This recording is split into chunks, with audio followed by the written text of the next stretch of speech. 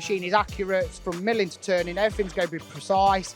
Everything's going to be accurate and true to itself, with the turning and milling all being done in one operation. Wow, Damien, this machine has been hotly anticipated. It's the MX-520T. Give us a quick rundown. What have been the upgrades from the last 520? Okay, so now we have the 520T, which has the added benefit of a turning function.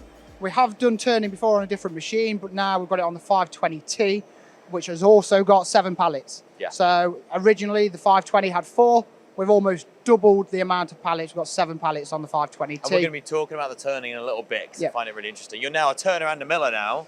You've got a whole new skill set. I would say unfortunately, but no, I'd say fortunately, after this machine, I am a little converted to turning, and it has been brilliant, to be honest. Brilliant. And there's been some other upgrades as well that are maybe less obvious at the initial outlook, which is on the control as well, right? So yeah, the control's got some new features. Some are on the tool management page, so you can now set tools to measure, and you don't need to stop the machine, it'll automatically measure.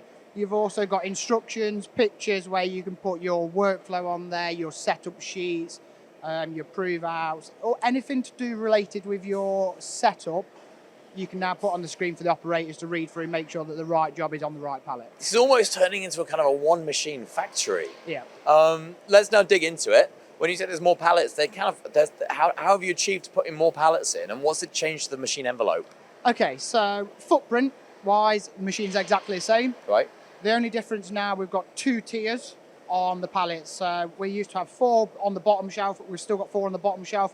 We've got the extra shelf now with another 3, and the workstation making it a 7 pallet changer. But footprint wise, exactly the same. And what I like seeing is, as well as the footprint size being the same, as you can see the work envelope, has that been reduced at all because you've added the extra shelf? No, work envelope, payload, weight, all still the same size. So you're not losing anything on this machine, you're just gaining an extra 3 pallets. Yeah, and that 520, almost like more than a ½ meter diameter size, allows you to have, you mentioned the payload side, it's still quite a high payload size. So yeah, so payload, you've got 175 kilos, and that has got on the C-axis, which is effectively your sub-spindle on turning, you've got 175 kilos, but 800 RPMs on there as well. Brilliant. With 500 foot-pound of torque, so you can take a hell of a cut. Yeah, decent. So tell me about what you found operating this machine for the first time, setting up demos.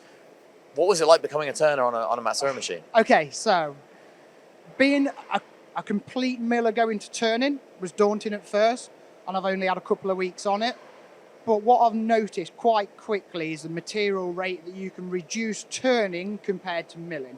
Yeah. So milling, you can take, turning, you can take a hell of a cut, whether it's 2 mil, 4 mil, at a 0.4 feed in, to be honest, quite a hard steel, and your material rate that you're taking, rather than hours on milling, you can be 10, 20 minutes of turning to get to the same material rate reduction. Yeah, tell me about the demo that you've got, not on the machine now, but the demo part you were producing earlier. Yeah. There's quite a lot of material removal on that. It's a big billet coming down to a smaller shaft, right? Yeah, so we're starting at a 200 diameter billet, and we're turning down to 50 mil, and we're going 150, 160 mil deep.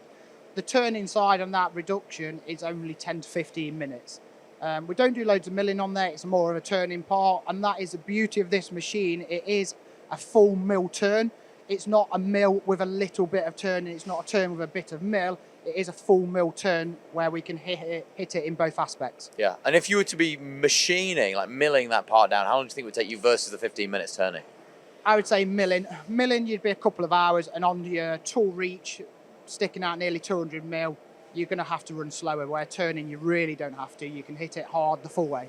Yeah, I guess you could imagine someone eliminating a secondary machine for turning ops, putting it all on here and running it all weekend lights out. Yeah, that's the whole purpose of this machine, and the PC4 worked well for it. The PC7 is going to work even better because it gives you more time to run unmanned, mill and turn, so you've got more options. So you've got double your payload, double your options with the mill turn. We're on to a winner, to be honest, with this machine.